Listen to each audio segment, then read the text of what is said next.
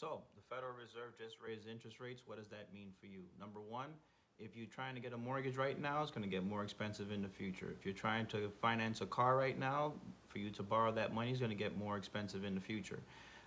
If you have a credit card and it has a balance on it, chances are your balance is going to grow at a faster rate. Why? Because the rate that's tied to the credit card is tied to whatever the Federal Reserve does.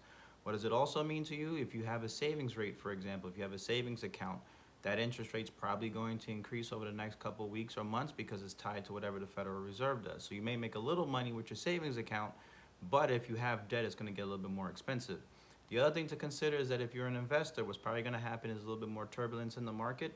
A lot of companies have to take into account the fact that for them to service their debt is going to get more expensive because of what the Federal Reserve does. So they're trying as hard as possible to combat the inflation, but if it keeps up like this, you're going to see a lot more turbulence in the market.